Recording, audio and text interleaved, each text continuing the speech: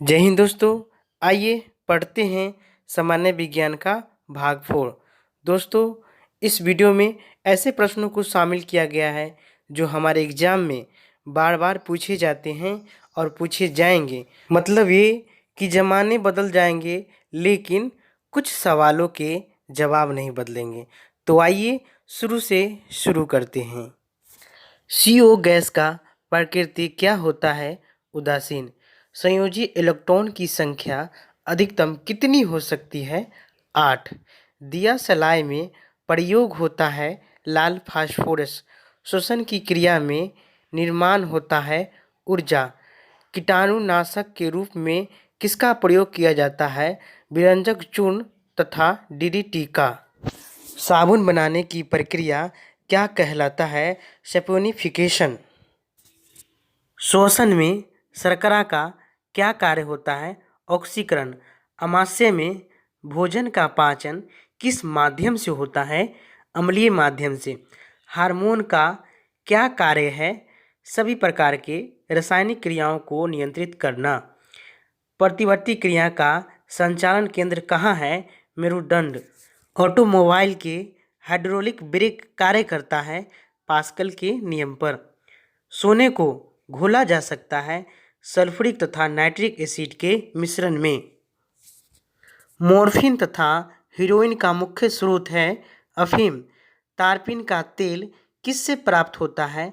चीड़ के पेड़ से। चाय में उत्तेजित पदार्थ का नाम क्या है? थीन। कॉफ़ी में उत्तेजित पदार्थ का नाम क्या है? कैफीन। दूध में उपस्थित प्रोटीन का नाम क्या है? कैसीन। तंबाकू में विषैले पदार्थ का नाम क्या है? निकोटीन। चांदी की चमक को काला करता है ओजोन गैस। टंगस्टन एवं हीरा का गलनांक बिंदु होता है क्रमशः 3000 डिग्री सी तथा 3500 डिग्री सी। इस्पात की कठोरता किस पर निर्भर करती है? उसमें उपस्थित कार्बन की मात्रा पर। 1 ग्राम वसा में कितना कैलोरी ऊर्जा उत्पन्न होता है? 93 कैलोरी। भूमि पर पाए जाने वाला प्रथम पौधा का नाम क्या है? ब्रायोफाइट्स। मरुस्थल में उगने वाला पौधा का नाम क्या है? जीरोफाइट्स। चट्टानों पर उगने वाला पौधा का क्या नाम है? लिथोफाइट्स। गोबर पर उगने वाला कवक का क्या नाम है? क्रोप्रोफिल। वृक्षों के छालों पर उगने वाले कवक का क्या नाम है? कार्टिकोल्स। सबसे बड़ा बीजांड होता है साइकस में। संसार के सबसे लंबे पौधे का क्या नाम है? जिम्नोस्पर्म।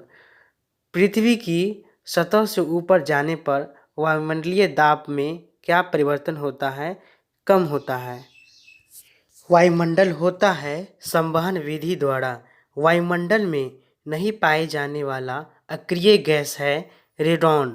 वायुमंडल में सर्वाधिक मात्रा में पाए जाने वाला अक्रिय गैस है क्रिप्टॉन।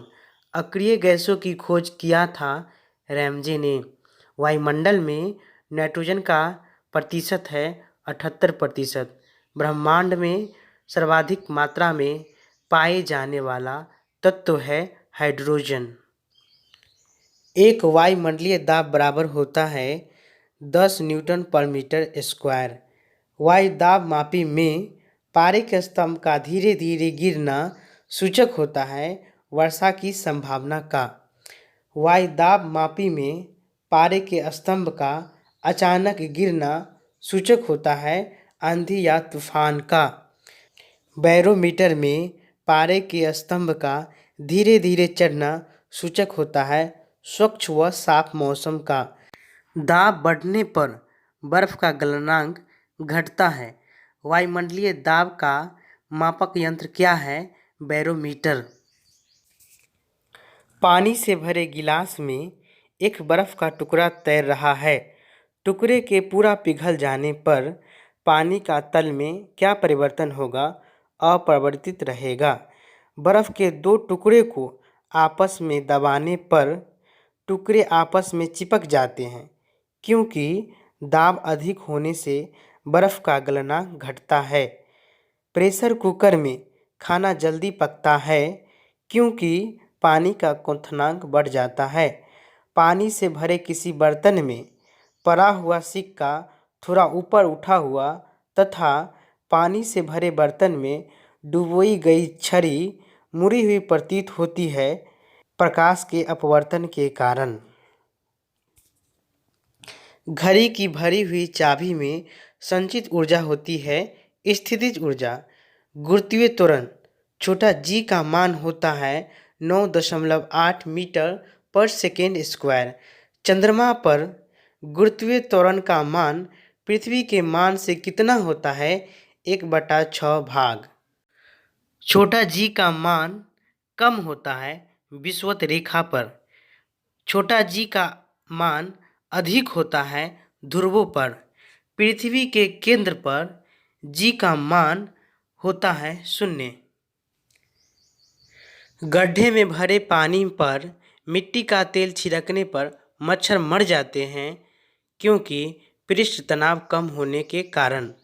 कोई वस्तु द्रव में अंशतः या पूर्णतः डूबी जाती है तो उसके भार में कमी प्रतीत होता है क्योंकि उत्प्लावन बल के कारण।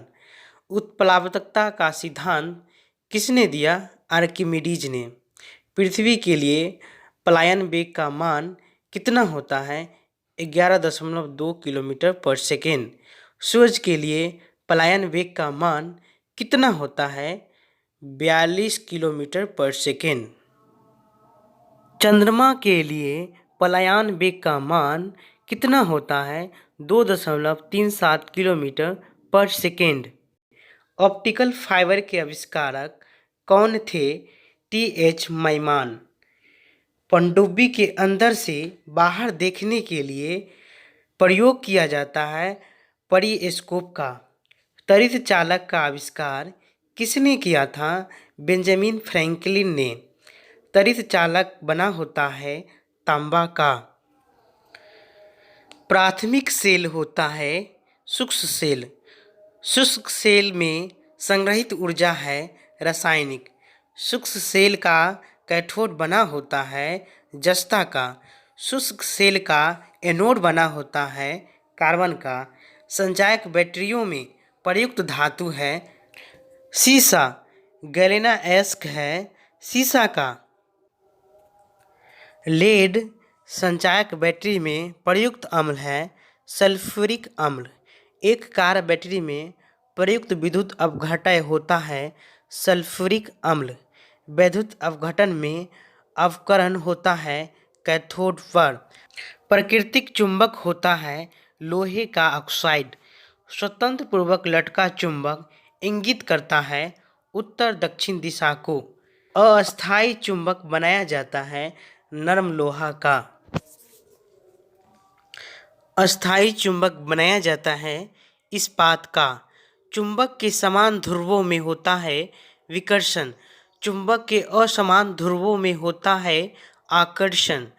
चुंबक खत्म होता है पीटने या गर्म करने से। चुंबकीय सुई संकेत करती है उत्तर की तरफ। चुंबकीय क्षेत्र का सीजीएस मात्रक है गॉस। चुंबकीय क्षेत्र की तीव्रता का एसआई मात्रक है टेस्ला या न्यूटन पर एम्पीयर मीटर या वेबर पर मीटर स्क्वायर। ध्रुवों पर नमन कोण होता है 90 डिग्री। मुक्त रूप से लटकी चुंबकीय सुई का अक्ष भौगोलिक अक्ष के साथ कोण बनाता है 18 डिग्री का। विषुवत रेखा पर नति कोण का मान कितना होता है? 0 डिग्री।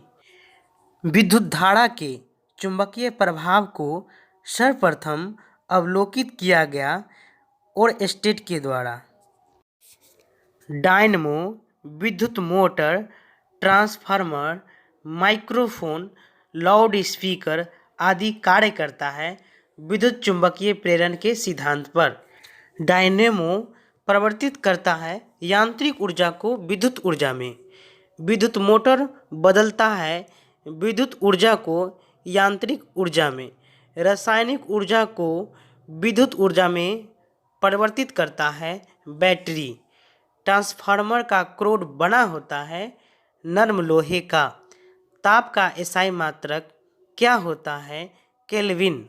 दोस्तों, सामान्य विज्ञान का भाग 4 यहीं समाप्त होता है और जल्द ही मिल रहे हैं अगले वीडियो में।